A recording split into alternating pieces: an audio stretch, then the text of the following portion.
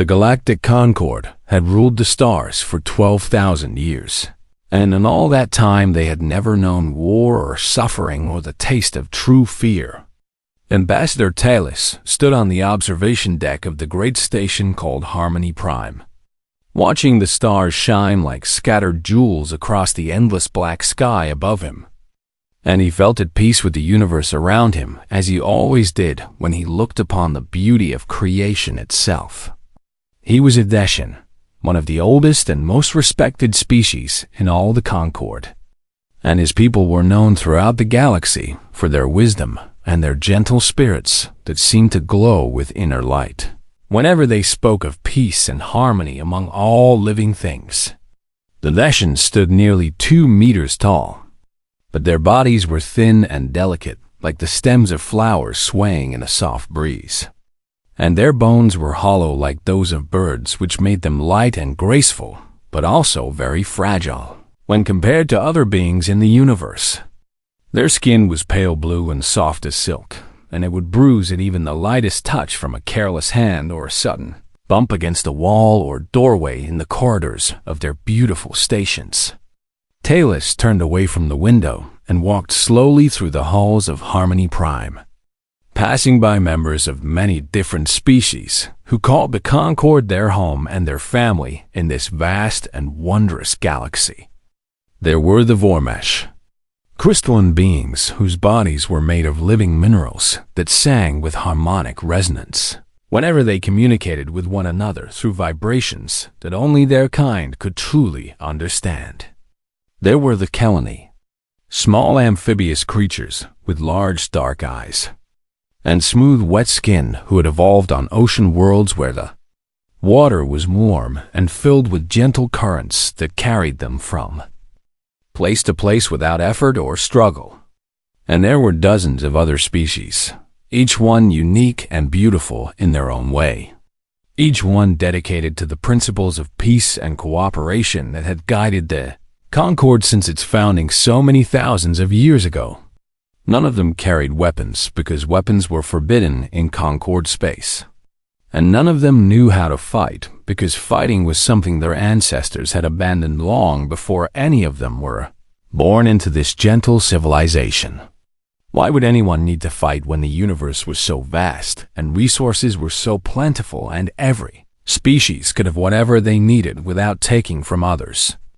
Talus often wondered to himself when he thought about such things. He made his way to the council chamber where he would meet with representatives from 100 different worlds to discuss matters of trade and science and art and all the peaceful pursuits that occupied the minds of civilized beings throughout the Concord. But as he walked, he passed by a large display screen that showed a map of known space, and his eyes drifted toward a dark region marked in red at the edge of the map. A region that made him shiver slightly, even though he did not know why. The quarantine zone, they called it, and at its center was a small yellow star with a single blue planet designated XR 7741 in the ancient records that no one had looked at for thousands of years. The old surveys had classified it as a Class 12 death world, which meant it was one of the most hostile environments ever recorded by Concord explorers who had cataloged millions of worlds across the galaxy. The gravity there was crushing, nearly 10 times what most Concord species could survive. And the atmosphere was filled with a corrosive gas called oxygen that would burn the lungs of any sensible creature foolish enough to breathe it. The temperature swung wildly between extremes that would freeze or cook most living things. And the entire ecosystem was built on something called predation, which meant that every creature there survived by killing and eating other creatures in an endless cycle of death and violence. No intelligent life could possibly evolve in such a hellish place, the ancient surveys had concluded, and so the Concord had simply drawn a line around it and forgotten it existed.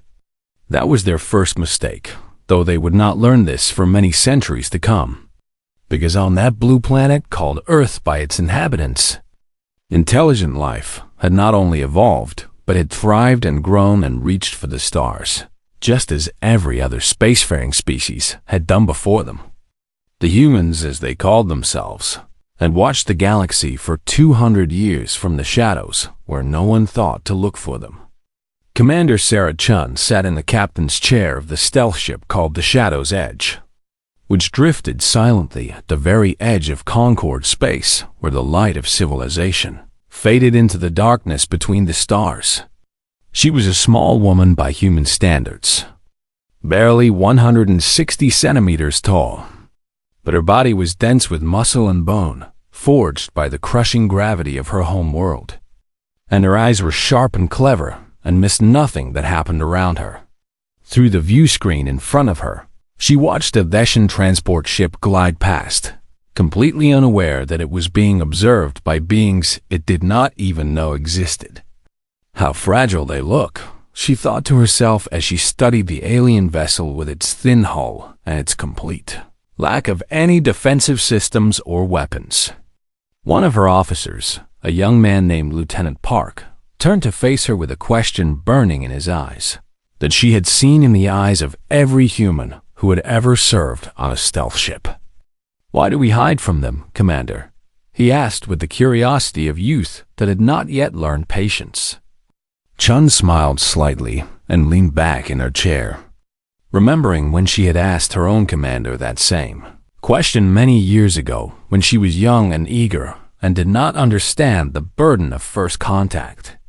"Because they are not ready for us," she answered slowly, choosing her words with care as she always did when speaking of such important matters. "Look at them, Lieutenant," she continued, gesturing toward the view screen where the Vishan ship was disappearing into the distance like a leaf carried by the wind. They have never known violence or war or the struggle for survival that shaped our species into what we are today. And if we revealed ourselves to them now, they would be terrified of us. "We are Deathworlders," she said, and that word carried weight and meaning that every human understood in their bones and blood and the very cells of their bodies. Our world tried to kill us every single day for 200,000 years. And we survived by becoming the most dangerous predators our planet had ever seen. And now we carry that legacy with us wherever we go among the stars. Lieutenant Park nodded slowly, understanding beginning to dawn in his young eyes as he considered her words and what they meant for humanity's place in this vast and complex galaxy. "So we watch and we wait," he said, "and we prepare for the day when contact becomes necessary or unavoidable." "Yes," Chun replied with a nod of approval for her clever young officer who learned quickly. "We have built fleets in secret places where no one looks. And we have trained soldiers who can fight in ways these gentle species cannot even imagine. And we have developed weapons that would make their delicate minds recoil in horror if they knew such things existed. And when the day comes that they need us, we will be ready to emerge from the shadows and show them what Deathworlders can do." She turned back to the view screen and stared out at the stars, at the vast civilization that had no idea it was being protected by silent guardians hiding just beyond its borders. Somewhere in the darkness between galaxies, something was stirring, something ancient and hungry and terrible beyond imagination. But the humans did not know this yet. They only knew that peace never lasted forever, and that sooner or later the gentle species of the Concord would face a threat they could not handle alone. And when that day came, humanity would answer the call. The Shadow's Edge drifted on through the void, invisible and patient, waiting for a signal that had not yet been sent but would come soon enough. Because war was coming to the galaxy, and the Deathworlders would be ready when it arrived. The first warning came from a small colony on the outer edge of Concord space. A mining outpost called New Dawn, where 3,000 colony workers harvested rare minerals from asteroid fields that drifted through the cold darkness of space. The message was short and filled with terror. Just a few words screamed into a communication device before the signal cut off forever and the colony went silent. "Something is coming," the voice had cried. "Something huge and dark and hungry, And then there was only static where our life had been moments before. Ambassador Talus received the report in his private chambers on Harmony Prime, and his delicate hands trembled as he read the words on the screen in front of him, because he did not understand what they could possibly mean. What could make an entire colony disappear in moments? He wondered with growing fear creeping through his gentle heart. More reports came flooding in over the next few hours, each one worse than the last. Each one painting a picture of something terrible sweeping through the outer systems like a storm of death and destruction. Colony after colony fell silent, and the few images that made it back to the core worlds showed ships like nothing the Concord had ever seen before. Massive vessels covered in dark chitin that looked like the shells of insects grown to impossible size. The Vethkai, someone whispered in the council chambers when the leaders of the Concord gathered to discuss this new and terrifying threat. The name came from ancient records so old that most people thought they were nothing more than myths and legends passed down from species that had died out long ago. The Vethkai were a hive species from the void between galaxies, a race of predators that had existed for 1 billion years and had consumed countless civilizations across the universe in their endless hunger for resources and territory.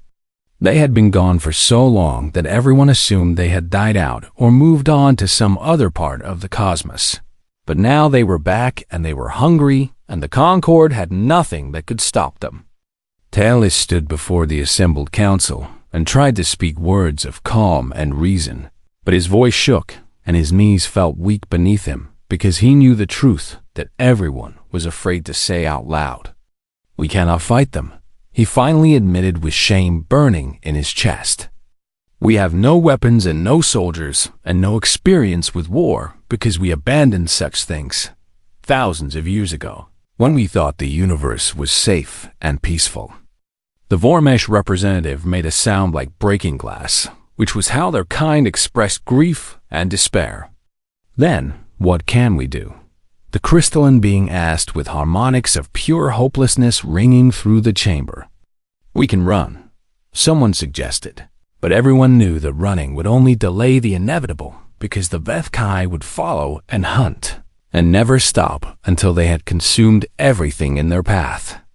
"We can hide," another voice offered, but where could an entire civilization hide from an enemy that had crossed the space between galaxies to find them? Talus closed his large dark eyes and felt tears rolling down his blue cheeks as the weight of extinction pressed down upon his soul.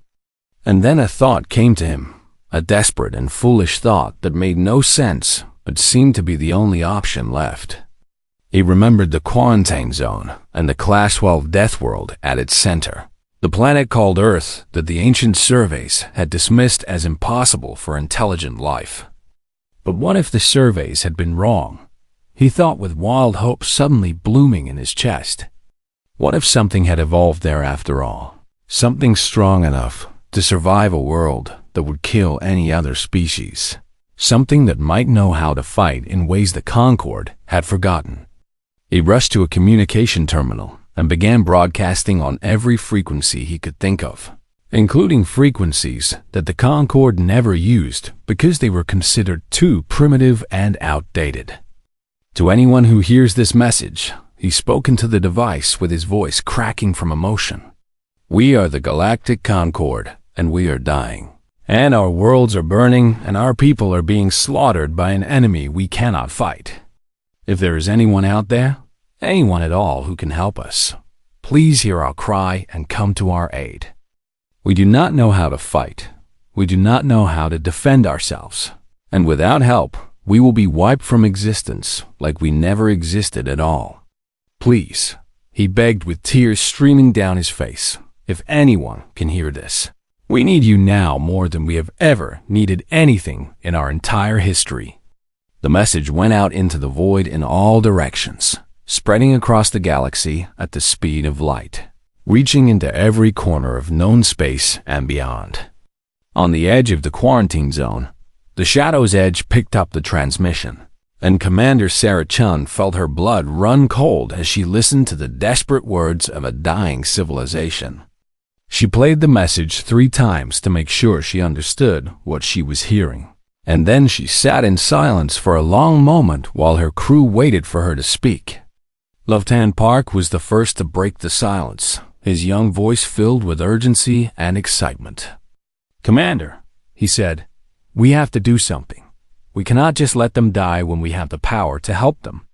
Chun nodded slowly, her mind racing through all the implications of what this moment meant for humanity and for the galaxy.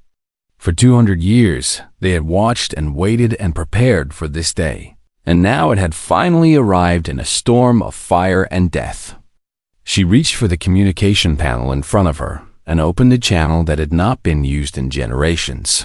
A direct line to United Earth Command deep in the heart of human space. "This is Commander Chun of the Shadow's Edge," she spoke clearly into the device. "I am transmitting an alien distress signal that we have just received from the Galactic Concord, and I am requesting immediate authorization to initiate Protocol Omega." There was a long pause before the response came, and when it did, the voice on the other end was calm and steady, and filled with the weight of history being made. "Authorization granted, Commander," the voice said.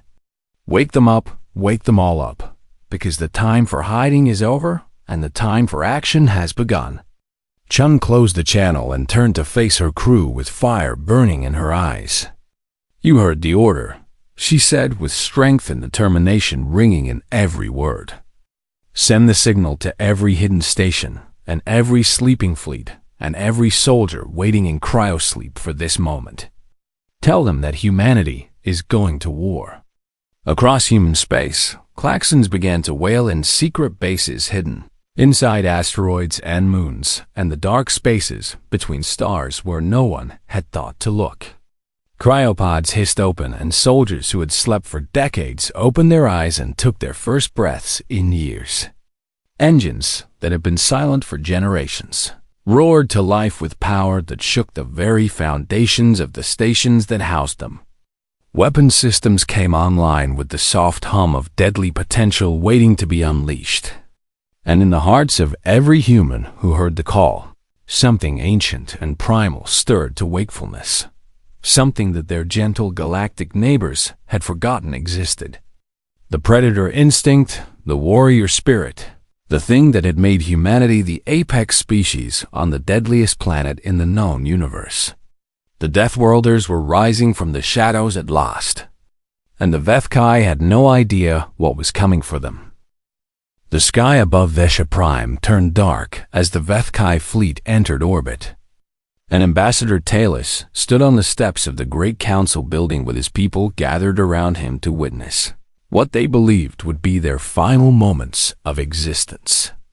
The alien ships hung in the atmosphere like a plague of locusts, blocking out the sun and casting shadows across the beautiful cities that the Deshans had built over thousands of years of peaceful civilization. Talus held the hand of his young daughter Mira, who was only 12 years old and should have had her whole life ahead of her. And he tried to be brave for her sake, even though his heart was breaking with despair. "I am sorry, little one," he whispered to her as the first Vethkai drop pods began falling from the sky like black rain. "I am sorry that we could not protect you from this darkness." The pods crashed into the streets and parks and gardens of the capital city, and when they opened, the nightmares inside came pouring out with hunger in their many eyes. The Vethkai soldiers stood 3 meters tall on 6 powerful legs, and their bodies were covered in black chitin armor that gleamed like oil in the dim light filtering through the clouds of their ships above. Their heads were like those of insects, with mandibles that clicked and snapped with anticipation, and their claws were sharp enough to cut through metal as easily as a knife cuts through soft fruit. They surged through the streets in waves, killing everything in their path with brutal efficiency born from a billion years of evolution as the ultimate predators of the universe. The Deshans had no weapons to fight back with and no training in combat, So they simply ran and screamed and died in great numbers as the monsters hunted them through their own beautiful city. Talus pulled Myra close and prepared to shield her with his own body when the end came. But then something happened that made him stop and stare at the sky with his mouth hanging open in shock. A sound like thunder rolled across the heavens, and the clouds parted to reveal ships unlike anything he had ever seen before. They were not the elegant curved vessels of the Concorde or the organic chitin shells of the Vethkai, but hard angular warships covered in armor and bristling with weapons that glowed with barely contained power. 700 of them emerged from fold space in perfect formation, and they immediately opened fire on the Vethkai fleet with weapons that Talus could not even begin to understand. Kinetic rounds the size of ground vehicles slammed into the alien ships at impossible speeds, punching through their hulls like fists through paper. Missiles trailing fire streaked across the sky and detonated with nuclear fury that turned Vethkai cruisers into expanding clouds of debris. Beams of concentrated plasma cut through the enemy formation, melting armor and flesh and leaving nothing but ash where they touched. "Who were they?" Mira asked with wonder and fear mixing in her young voice. "Where did they come from?" Talus had no answer because he had never seen ships like these and had never heard of a species that would build such terrible instruments of destruction. But then the drop pods began falling from the human ships, and the truth became clear in ways that would change the galaxy forever. The pods screamed through the atmosphere and crashed into the ground near the Vethkai positions, and when they opened, the beings inside came charging out with weapons raised and battle cries on their lips. They were smaller than the Vethkai, standing only about 2 meters tall, but their bodies were thick with dense muscle and wrapped in armor that made them look like walking tanks. Staff Sergeant Marcus Webb was the first to engage the enemy, and Talus watched in stunned disbelief as the human soldier ran directly toward a group of Vethkai, warriors without any hesitation or fear. The aliens turned to face this new threat, their mandibles clicking with what might have been confusion because no species had ever charged at them before. Every other race in the universe ran from the Vethkai, fled in terror from their superior size and strength and natural weapons. But these strange new beings were running toward them with joy in their hearts and fire in their eyes. Webb reached the first Vethkai and threw a punch that connected with the creature's head, so hard that chitin cracked and alien blood sprayed across the ground. The monster staggered back, and before it could recover, Webb grabbed one of its claws and twisted with all his strength, until the limb snapped like a dry branch.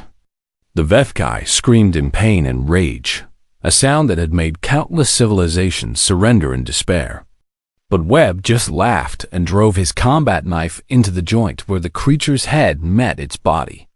More humans were joining the battle now, hundreds of them pouring out of drop pods and engaging the Vethkai in close combat that looked more like a dance of death than a military operation.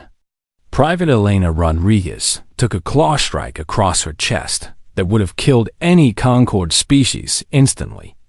But her armor absorbed most of the impact, and she responded by emptying a rifle into her attacker's face at point-blank range. Corporal James Washington got surrounded by 5 Vethkai warriors at once. And instead of running, he smiled and said something that Talus could not hear before pulling 2 grenades from his belt and diving into the middle of them. The explosion killed 3 of the aliens and wounded the other 2. And Washington somehow survived because he had covered himself with his armored arms at the last moment. He got back to his feet with blood running down his face from a cut on his forehead, and he picked up a fallen Vethkai claw and used it to finish off the wounded creatures before moving on to find more enemies. Talus watched all of this with his mind struggling to process what his eyes were telling him. These beings were impossible, he thought, with something like religious awe filling his heart. They fought without fear, and they laughed in the face of death, and they healed from wounds that should have been fatal. They were everything the Concorde was not, everything the peaceful species of the galaxy had abandoned in their pursuit of harmony and enlightenment. They were predators, true predators, the apex hunters of a world so deadly that simply surviving childhood was an achievement worthy of celebration. And they had come to save his people from extinction. One of the human soldiers noticed Talus and Mira huddling on the steps of the council building, and she jogged over to them with her rifle still smoking from recent use. Her name tag read Martinez, and despite the blood and dirt covering her face, she smiled at them with genuine warmth. "Are you hurt?" she asked in heavily accented Dacian that she must have learned just for this mission. "Can you walk?" Talus nodded, too shocked to speak, and Martinez gently took Myra's hand in her own armored gauntlet. "Do not worry, little one," she said to the frightened child.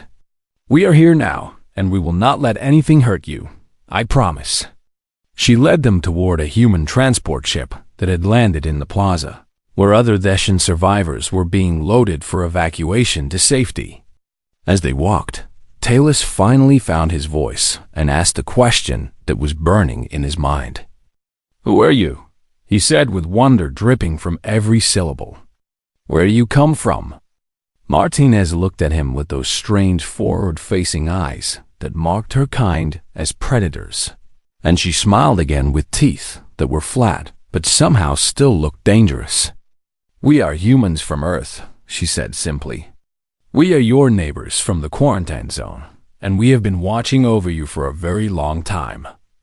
Talus felt his knees go weak as understanding crashed over him like a wave. The Class 12 Death World, the planet that no intelligent life could possibly survive. They were Deathworlders, the most dangerous kind of beings the universe could produce, and they had come to save his people.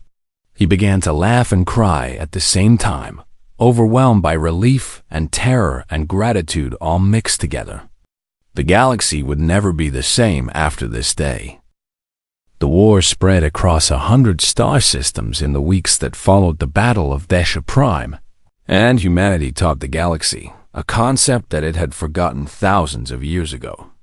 Total war, they called it, and it meant fighting with every resource and every strategy and every ounce of strength until the enemy was completely and utterly defeated.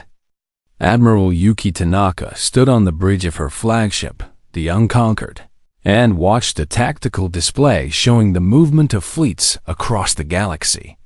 She was a small woman with gray hair pulled back in a tight bun, and her face was lined with the marks of 60 years of service to humanity. But her eyes were sharp and cold and filled with the calculating intelligence of a master strategist. The Vethkai had never faced an enemy like her before. Every other civilization they had encountered had either surrendered immediately or fought in predictable patterns that the hive mind could easily counter and overwhelm. But Tanaka did not fight like other commanders because humans did not think like other species. She used feints and ambushes and psychological warfare, tactics that required individual creativity and adaptability that a hive species simply could not match. At the Battle of Kelani III, she ordered her ships to retreat in apparent panic, drawing the Vethkai fleet into a narrow corridor between two asteroid fields. The aliens pursued with confidence, believing they had broken the human formation, and they did not notice the hundreds of nuclear mines that had been hidden among the rocks until it was too late. The explosion destroyed 40% of the Vethkai attack force in a single moment, and Tanaka's ship swept back in to finish off the survivors with ruthless efficiency. At the siege of Vara Prime, she captured a Vethkai queen and broadcast her dying screams across every frequency the aliens used to communicate. The psychological effect was devastating, causing confusion and fear to spread through the hive mind in ways that disrupted their coordination for days afterward. "She always leaves one survivor," the Concord species whispered to each other in amazement and horror. One single Vethkai warrior from every engagement, sent back to the swarm to carry stories of human ferocity. "Let them learn what fear is," Tanaka had explained when questioned about this unusual tactic.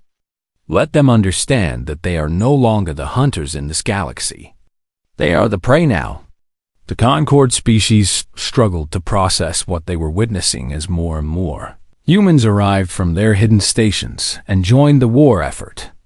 These Deathworlders operated in conditions that would kill any other sapient being without protective equipment. Human ships maintained internal gravity at nearly 10 times what a Deshan could survive, and their atmospheric mixture contained oxygen at levels that would poison a Vormesh within minutes.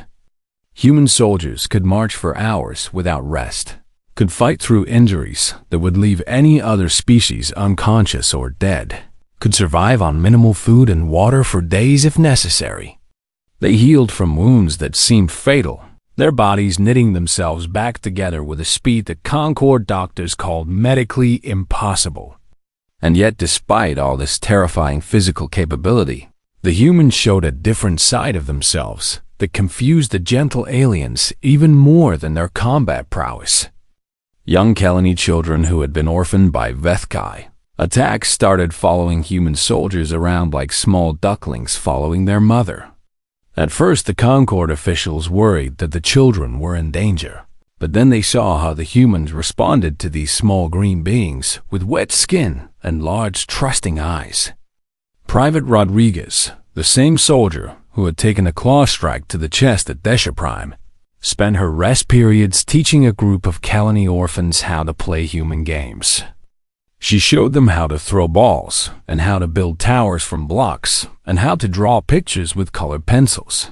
And she laughed with genuine joy when they succeeded at these simple tasks.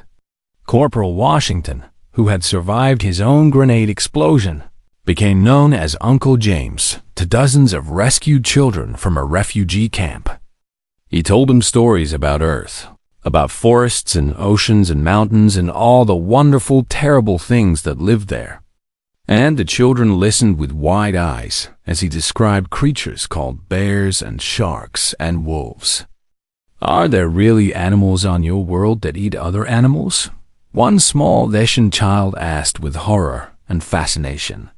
Washington smiled and nodded, his scarred face softening in ways that made him look almost gentle. Everything on Earth eats something else, he explained. The plants eat the sunlight. The small animals eat the plants. The bigger animals eat the smaller ones. And we humans learn to eat whatever we could catch. That is horrible, the child whispered. Maybe, Washington admitted with a shrug. But it also made us strong enough to come here and protect little ones like you from the monsters. The child thought about this for a moment and then climbed into Washington's lap and hugged him tightly.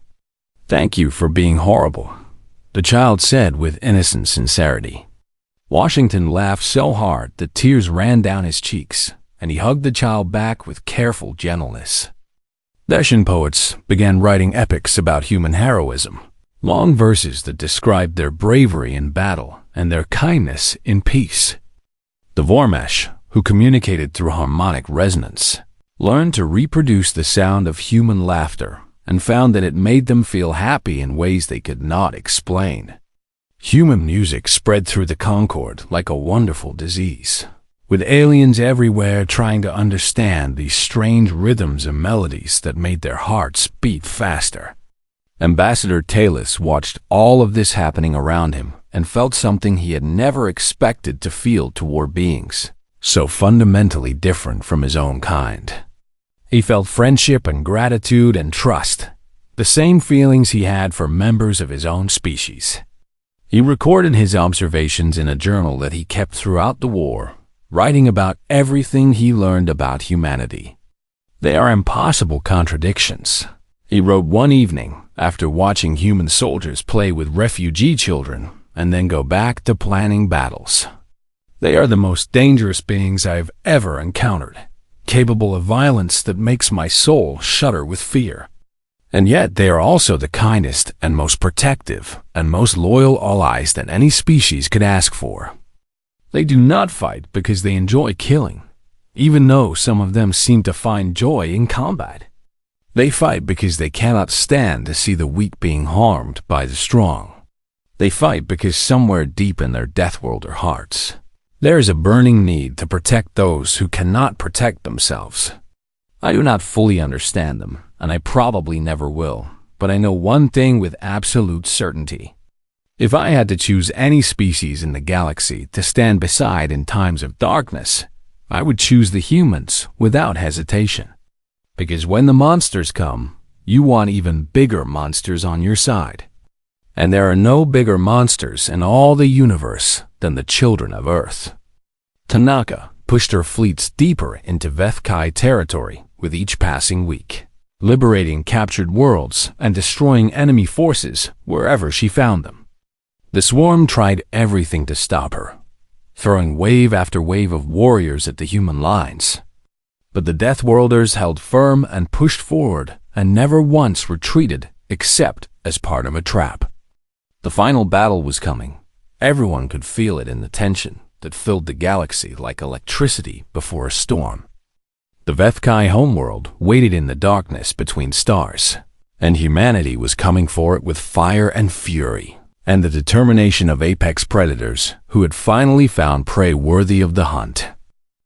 The Vethkai homeworld hung in the void like a dead eye staring out at the universe. A planet stripped of all life and resources a billion years ago when the swarm first began its endless consumption of everything in its path.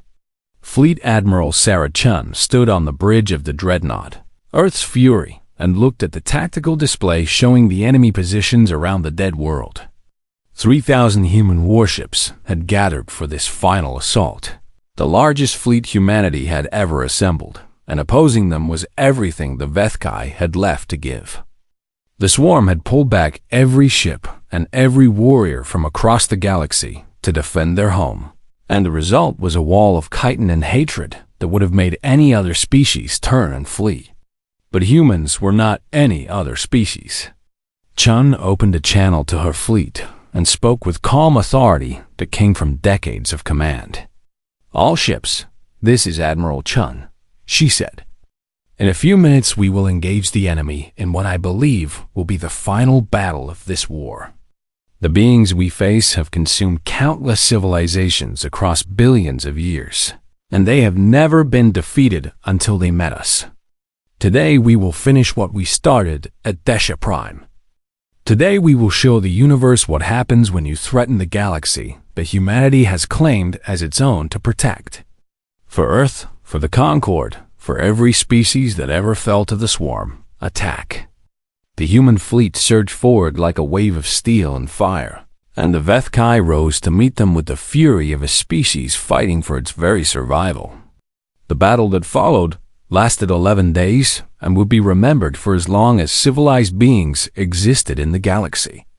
Ships exploded in silent flowers of flame and debris as both sides threw everything they had at each other in a struggle that made all previous engagements look like minor skirmishes. Human captains performed maneuvers that should have been impossible, pushing their ships and their crews beyond every limit that physics and biology seemed to impose. Captain Yuki Tanaka, promoted after her brilliant victories, led a squadron of heavy cruisers straight through the center of the Vethkai formation, drawing fire away from the troop transports carrying invasion forces. Her ship took 17 direct hits during the run and lost nearly half its crew. But she kept firing until her weapons ran dry and then rammed her crippled vessel into a Vethkai carrier, destroying both ships in a collision that created a gap in the enemy lines. She survived by launching herself in an escape pod at the last second, and she was picked up by a passing destroyer whose captain shook his head in disbelief at her audacity. On the surface of the dead planet, human marines fought through tunnels and hives where the Vethkai had made their last stand. Staff Sergeant Marcus Webb led his squad into the heart of the swarm's central hive, fighting through corridors filled with warrior drones that seemed to come from everywhere at once. He lost good soldiers in those dark passages, men and women he had served with for years, and each death made him fight harder and push deeper into the alien stronghold. When he finally reached the Queen's chamber, he found the last Vethkai monarch waiting for him, surrounded by her final guardians. She was massive, 3 times the size of a normal drone, and her eyes glowed with ancient intelligence and hatred. "You cannot destroy us." She spoke through a translation device that made her clicking mandibles understandable to human ears. "We have existed for 1 billion years, and we will exist for 1 billion more. You are nothing but a brief flicker of violence in the eternal darkness." Webb looked at her with something that might have been respect for a worthy enemy. "Maybe you are right," he admitted while raising his weapon. "Maybe we are just a flicker, but we burn bright enough to light up the whole galaxy. And right now, your fire is going out." The battle in the Queen's chamber was brutal and fast. And when it was over, Webb stood alone among the bodies of his fallen comrades and the dead guardians of a species that had terrorized the universe since before humanity's ancestors climbed down from the trees. The Queen still lived, wounded and broken but breathing, and Webb stood over her with his weapon aimed at her head. But he did not fire. Instead, he called for medics and ordered them to stabilize her, because humanity had decided that they would not commit genocide even against monsters. "We are not like you," he said to the dying Queen as human soldiers secured the hive. "We do not destroy entire species no matter how much they might deserve it. You will live, and your people will live, but you will never threaten anyone again." The war ended not with extinction, but with imprisonment. The remaining Vethkai contained on their dead homeworld under the watchful eyes of a permanent human garrison. They would be studied and monitored, and given the chance to change over the centuries to come, though no one expected them to take that chance. The galaxy celebrated the victory with joy that seemed to have no end. The Concord offered humanity everything they could think of: membership and territory and technology and gratitude beyond measure.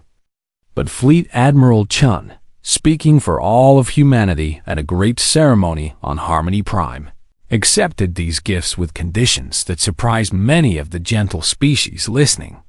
"We will join your Concord," she said to the assembled representatives from 1,000 worlds.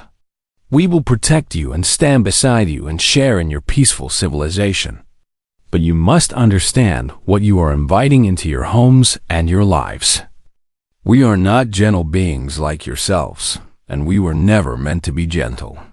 Our world is a hell of crushing gravity and poison air, and predators that hunt each other without mercy, and we survived by becoming the most dangerous predators of all. We carry that legacy in our blood and bones and the very structure of our minds, and it will never leave us no matter how long we live among you." She paused and looked out at the sea of delicate alien faces watching her with mixtures of fear and hope and gratitude. "We will be your sword and your shield," she continued. "We will stand between you and the darkness whenever it threatens. But never forget what we are and where we came from. Never forget that the beings protecting you are Deathworlders, the children of a planet that tried to kill us every single day for 200,000 years. We love you already, all of you gentle, beautiful, fragile creatures, and we will die to keep you safe. But we are not tame, and we never will be." Ambassador Talus stepped forward and took Chun's armored hand in his own delicate fingers. "We understand," he said with tears in his eyes. "And we are grateful beyond words for everything you have done and everything you will do. Welcome to the Galactic Concord, humanity. Welcome to our family." In the years that followed, human soldiers stood guard on 1,000 worlds while human ships patrolled the endless void between the stars. Human courage and human kindness became the foundation of a new and stronger civilization that spread across the galaxy. Children of every species grew up playing human games and singing human songs and telling human stories about heroes who came from a world of death and brought life wherever they went. And in the deepest reaches of space, where other ancient horrors lurked in patient silence waiting for their turn to strike, something had changed. These ancient intelligences, beings older than the Vethkai and far more terrible, had watched the war with great interest.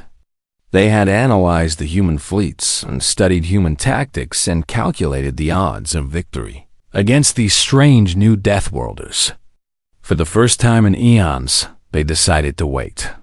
For the first time since they had begun their eternal watching of the galaxy, they felt something that might have been fear. The humans were not the biggest or the oldest or the most advanced species in the universe, but they were the most determined and the most adaptable and the most dangerously creative.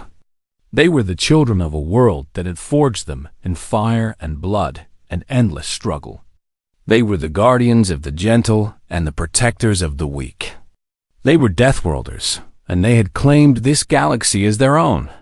And the darkness had learned at last to fear the light.